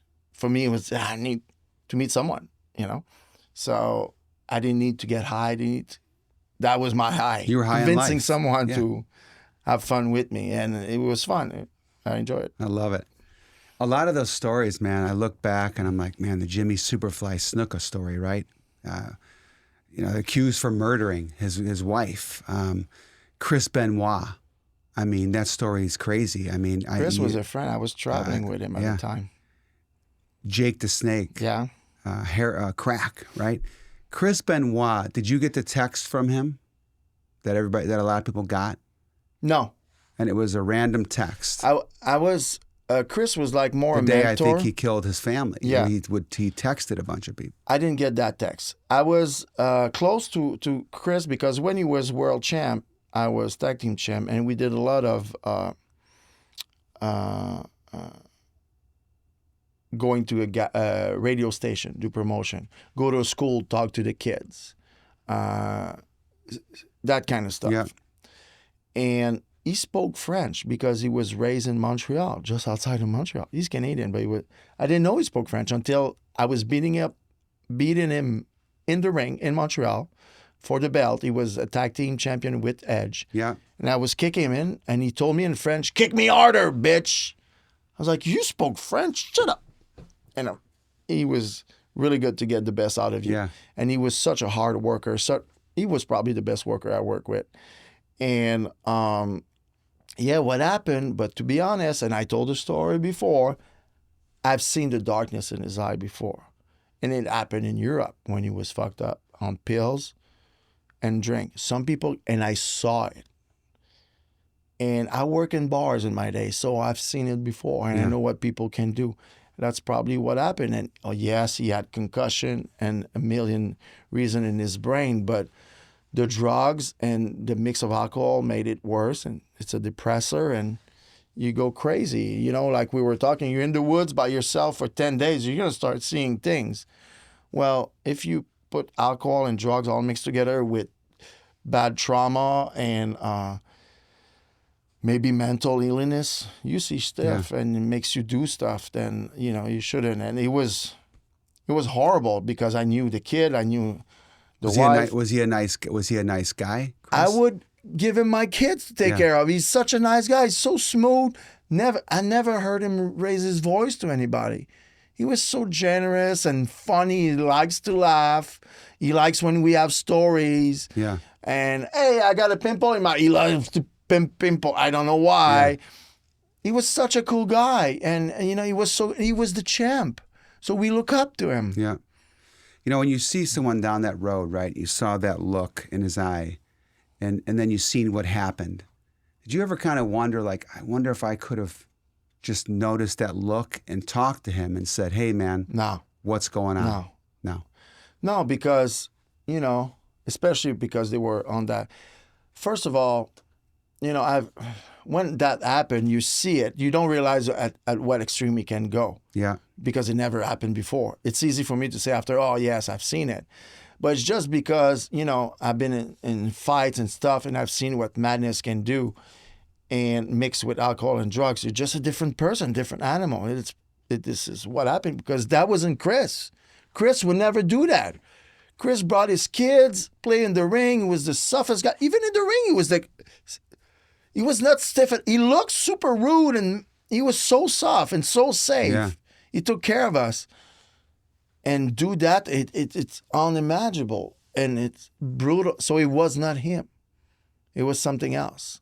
When you saw that happen to him, was that almost like a moment like, man, how could this happen to this guy? I mean, just because you knew the other side of him as well. Like, it was just such a crazy story that, I mean, it's almost hard to even watch. Really. Well, I can't even watch the show because it's, as a dad and with kids, that's your. Yeah, I wish. You love your kids more than anything on the earth. I remember my feeling when they said that, because we found out later on what happened, but the show was already on.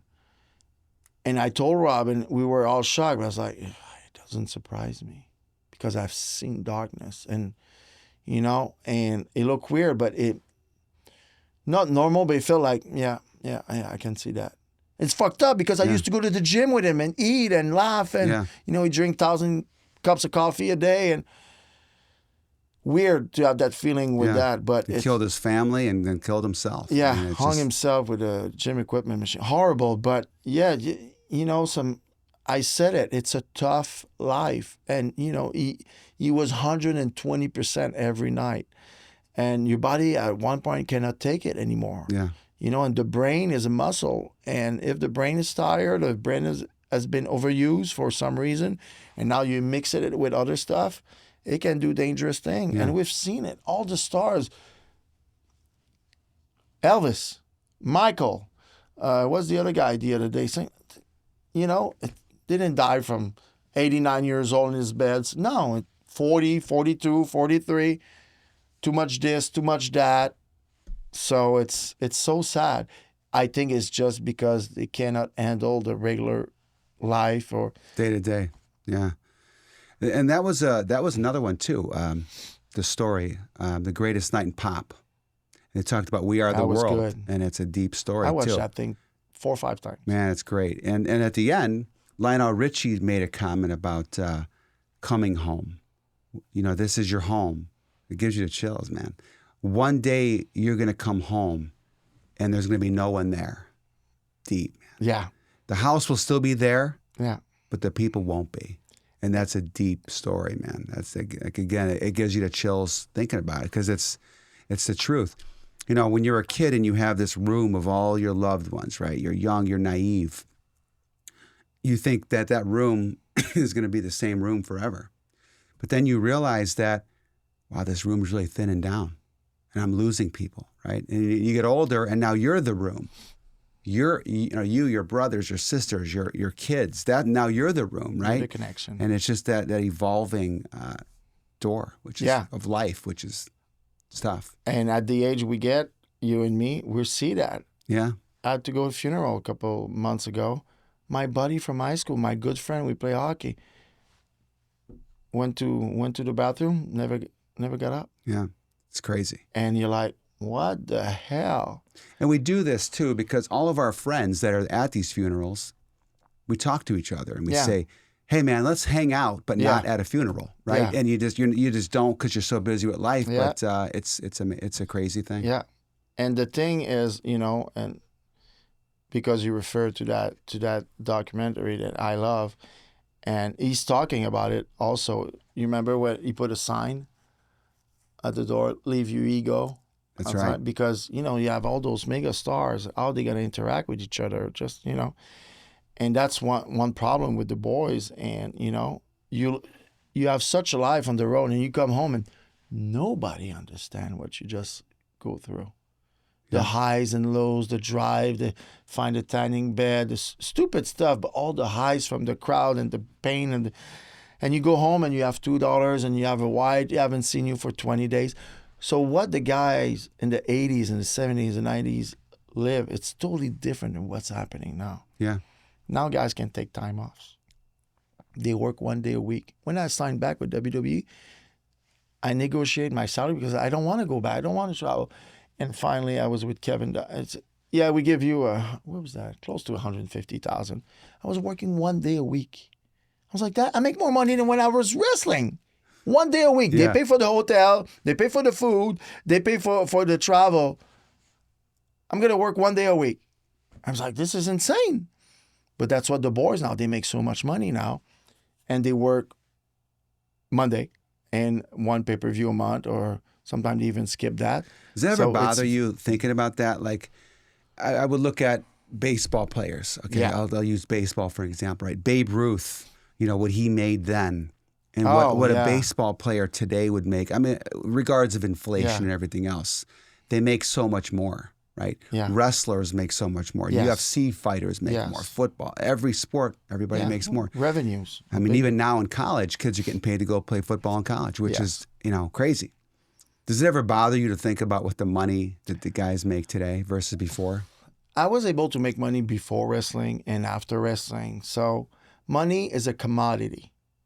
If you can go eat and go to a movie and buy the clothes you want, never worry about, the bill, you're fine. That's right. Amen to that. Amen That's to how that. I feel the same way. I mean, Because it's I've like- been rich, I've been poor, I choose happy every time. Sure. Because I remember being broke, eating piece of bread with honey in Europe because I didn't get a shoot. I didn't do nothing for 2 months. Yeah. But I get a campaign, $22,000. Woo, I'm rich. Rich for a week. Yeah. Oh, I get another. So, you have to do what you love. And everything I've done, wrestling, real estate, businesses, gym, supplement, TV show, whatever, it's about passion. I do things I like. So I never felt that I work a day of my life. I never really felt. Yeah. Working is when I see people on the side of the street or do the roofing. This is working. What I do is I love. So I'm enjoying. I would not do something I don't love. That's important. I don't think I would be able to live with myself. Selecting something as a kid that you want to do for your life, it's so important. If you're able to do it, but how long are you going to do that? Because let's say athlete. Every kid wants to be an athlete. You said you want to be a ball player. Yeah. At 30, your dream is over. At 30, my WWE career was over. But because of all the knowledge and then I got from there and from my previous life, I'm going to use it for something else. So I have an image. Now people have a standing. How can I use the standing? Okay, I can promote products. I can talk in front of the camera. Let's use that skill. I can Which is a great skill. Yeah, I can drive people into a story. I can sell. I can listen to people look and say, okay, you sleep on that side. You're a side sleeper. You sleep on the right. Yeah. You'll be like, fuck, no. Yeah. So now, and then the next sentence, I'm going to tell you, take this. You're going to be fine. Oh, yeah, he knows what side I sleep. I'm going to take that supplement. I'm going to take that. Sure. I'm going to do that training. So when you have that skills and you start using it for different sides, it's like, I sold real estate. You're king in real estate here. You Thank don't you. sell nothing. You sell yourself. Yeah. When's the last time you said, yes, take this house. It's the best house. It's so solid. It's good walls. The doors work great. No. You're going to make the deal happen because you say, hey, bro, I think this is the good money for the house. You're going to be comfortable. In 5 years, we can probably sell it for 60 more. There's no risk here. Yeah. But the guys believe you, so you're selling yourself. That's right. It's not the concrete. Who cares? That house costs probably 110 Yeah. to build. We sell it for 750.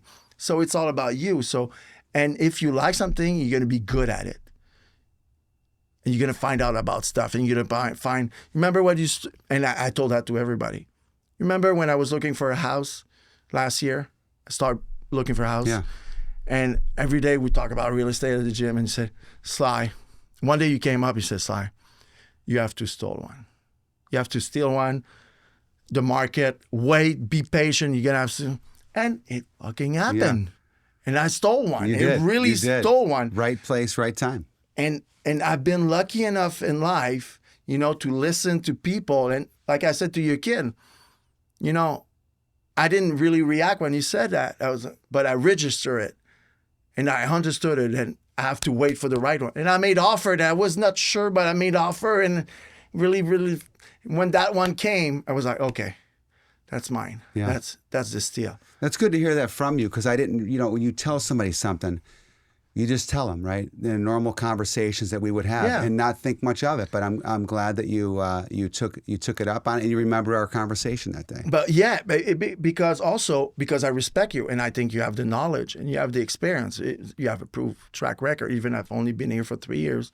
I've seen your face on 41 for 3 years at the gym every morning. But also when you speak with someone, and you know, I made more money with real estate than wrestling. So it's also one of my passion. But when you come here, it's a different market, different rules, Yeah, different, for sure. Everything's different. And, you know, you always think you know until you don't know. And someone said, no, wait. And then I was like, oh, shit.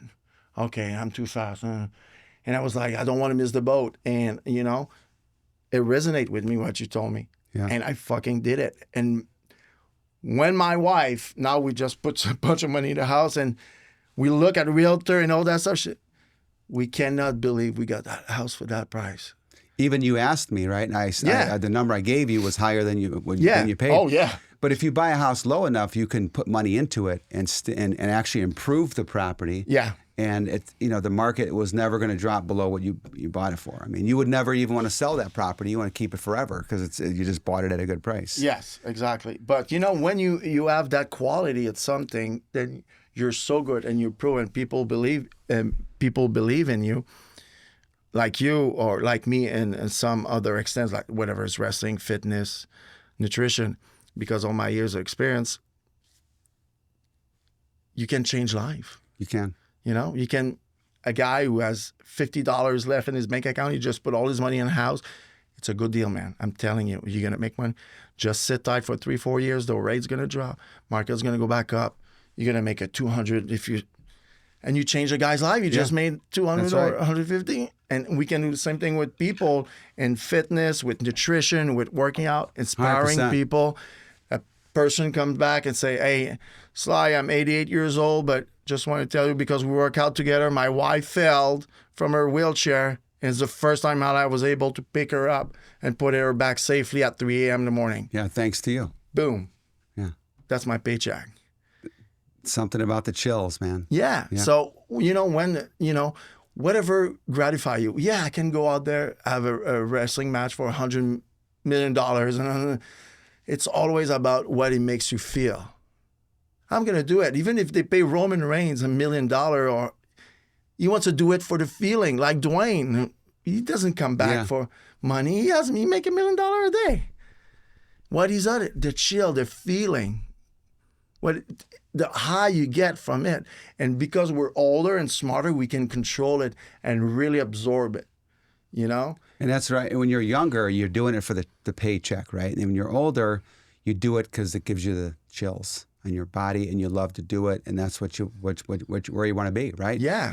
And that's because you've seen it all. I mean, you've seen the guys that were unhappy, that were making millions, going, why are you unhappy? I'm not unhappy, and I'm not making millions yet, and you are, and you make millions. How is this even possible, right? Well,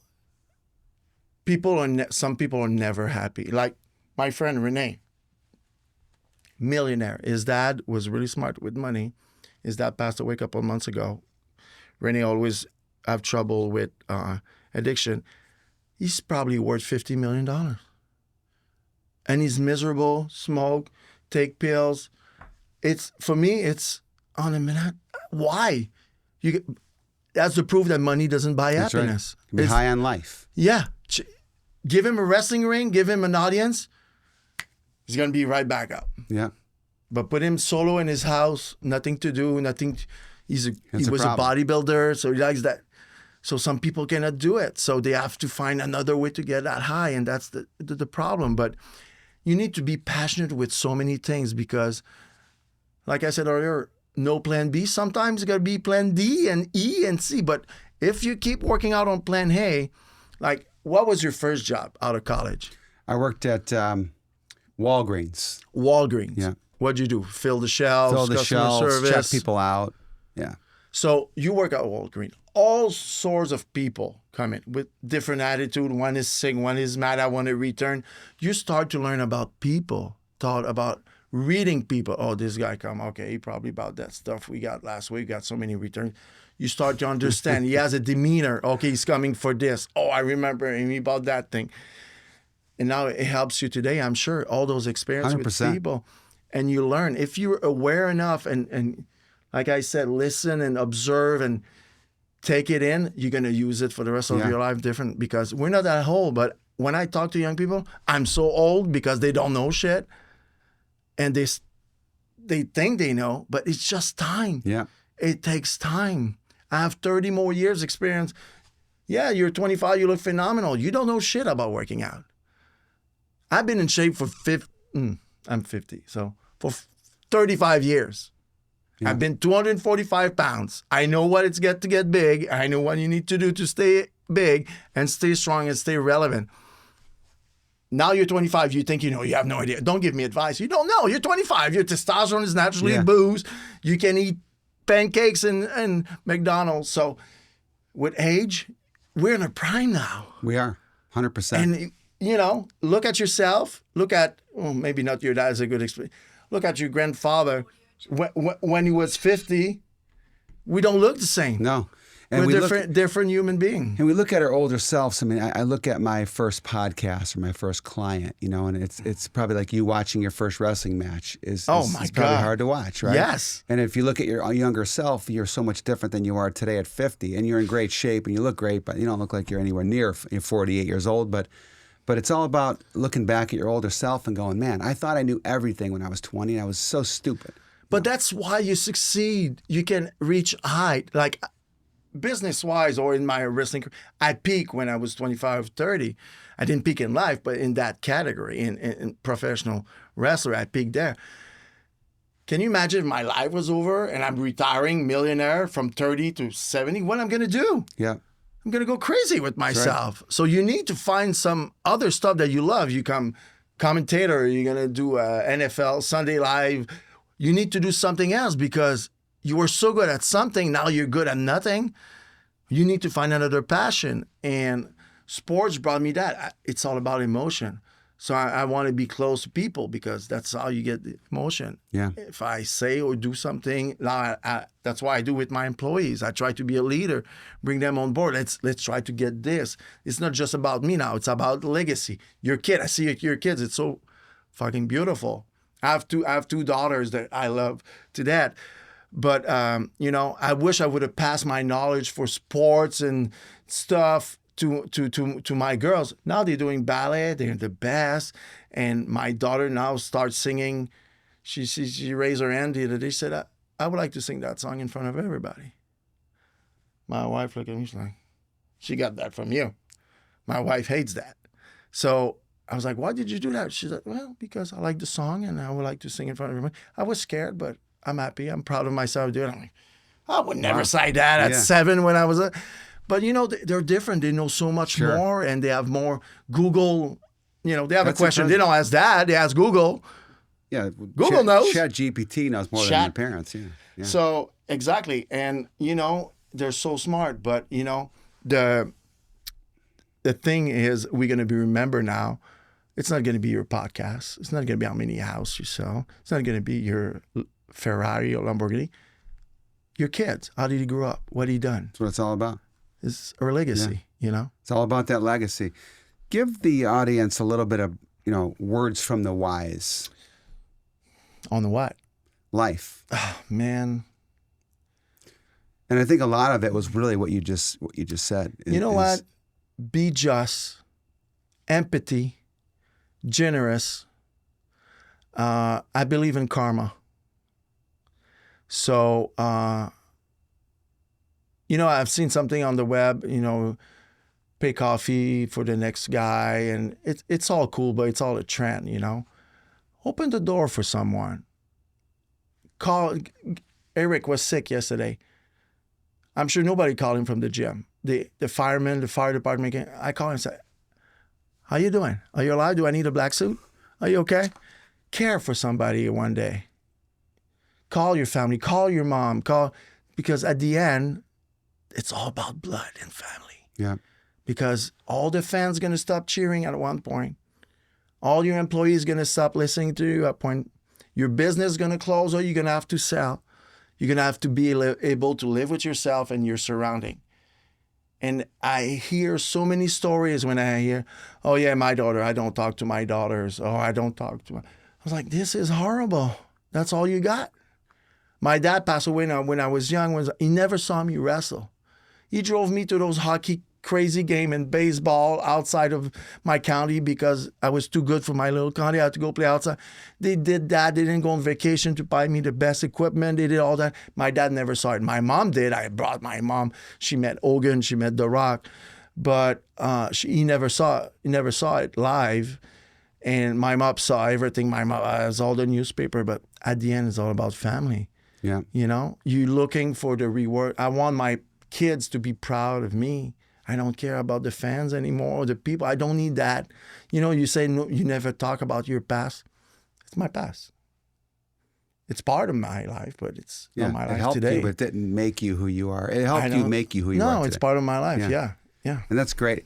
And, you know, the words from the wise are awesome. I appreciate that, Sly. And, you know, the words for the listeners today, the final thoughts. You know, I'm sitting here today with a pro tag team champion, and but a normal guy, a humble guy, with great words, great stories. And it's all about finding something that you can do, not only to just become successful in it, but just do what you want to do, but be the best that you can be in whatever you do. Because if you pick something you love to do, right? For me, it's real estate. I love what I do. I still love meeting with people. I never feel like I've gotten too big for business. I just love meeting with people, and that's part of the podcast. And Sly picked a career that he loved to do, and he did it for a very long time, and that didn't make him who he is today, but it helped him to be a better father, to be a better dad. He's seen the money. He's seen success. He's also seen what success has done to people. Good people, good core people, where the light switch, they could flip it on and off, did well. Others that wanted to live outside the ring and still want to hear the crowd, when they didn't hear the crowd, things were a little bit differently. So, you know, pick something you love to do for a career. Be the best that you can in all that you want to do. I had a friend come up to me and said, "You really inspire me." And I said, "Why?" He said, "Well, I love what you do, and I appreciate, I like the shows and everything." And I said, "Well, he's 29 years old, I'm 50. And I said, to be 29 years old again, you could do whatever you want to do. What do you like to do? He said, I like to do handyman work. I said, do that and be the best handyman that you can be and grow it into a bigger business. If you do the right thing and you surround yourself with great people, that's it. That's life. That's success. Success is not about the paycheck. The paycheck will come if you do things the right way." Hope you enjoyed the Joe Pavich podcast today. My guest, man, had a great conversation today. Inside the ring, outside the ring, behind the scenes, some great stories. You can find the Joe Pavich podcast at the joepavichpodcast.com, Spotify, Apple, YouTube, iHeart, wherever. On my website, all the links are there. So I hope you enjoyed the show with the guy. So, Sly. It was so much fun. I'm so happy about it. And seriously, I've been to many podcasts, many TV shows. You got a phenomenal setup. And thank you. I see the passion and the love for what you do. And I wish you many more years and many more guests. Thank you, man. Thank you. Cool. Got to meet Jake today. Jake the Snake Pavich. So, thanks again, guys. Rise up, king. I'd rather build or destroy.